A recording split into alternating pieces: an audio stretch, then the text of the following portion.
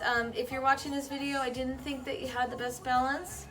Proprioception is your system without your eyeballs knowing where you are in space, okay? If it's pretty smooth and you can do stuff with your eyes closed, you know you're doing pretty good. You know, when I went to school, they didn't even know that proprioception was your sixth sense. So this is like technically your sixth sense. You want to know where you are in space, okay? One of the first things you can do is if you're having a hard time balancing on your left side, you do right hand figure eights with deep breaths, okay? And you're probably gonna have to do this with eyes open.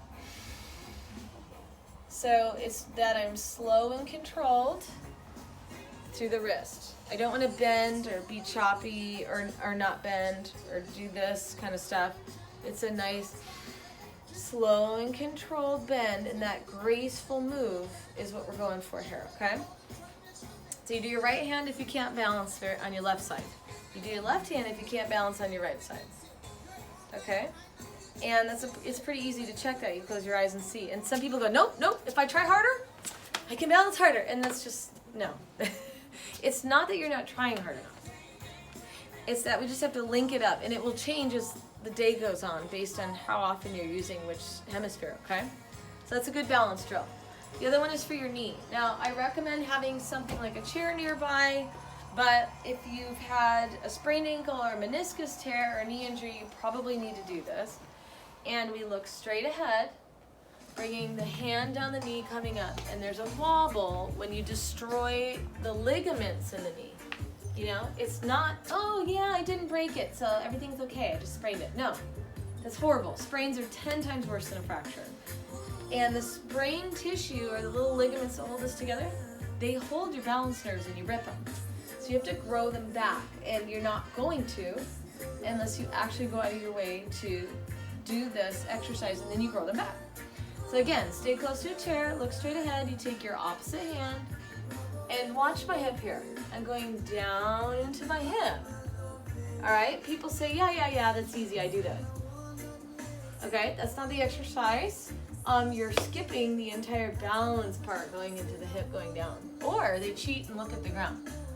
So you're not looking at your knee doing this, right? You're looking straight ahead, taking your opposite hand, going down into the hip, and coming up. And again, if you're like this, I don't care if you have to brace on a chair, I just want you to, it's more important to do it right and have a little bit of help than to do it wrong, okay? And you will grow your nerves in there. Now, nerves is brain tissue, and we have school years for a reason. Nerve tissue heals very slow. We're talking about a year. So if you're really bad at balance, it's gonna take you a year to really establish a good routine. So hang in there, have some patience with this one. Please don't get frustrated yourself if it takes a long time, okay? So if your ankles are doing better and you got your cerebellum engaged, we got your knee taken care of, now we can improve balance through the hips. Everyone's worried about falling and breaking their hip at a certain age, and with good reason. You know, all the sitting that we do after 8 decades catches up with us and we're in trouble. So if we are in a line, so I always tell people maybe put tape on the floor if you have an inseam. I get heel to toe, bring the heel toe up, bring the hips really straight. It's not turned, this isn't yoga.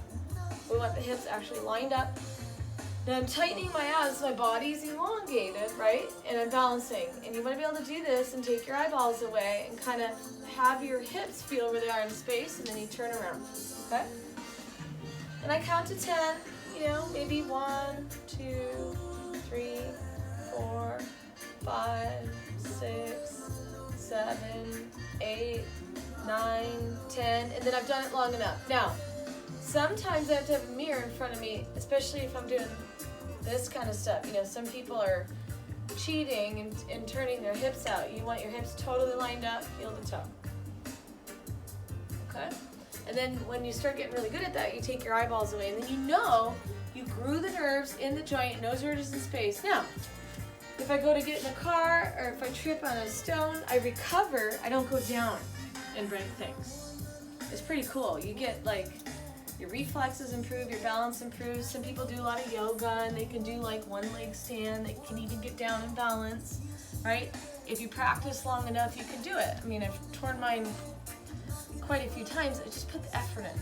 got it adjusted, did my exercise, got it adjusted, did my exercise. And a lot of times we go to the doctor and they'll say, yeah, once you injure it, it's always there.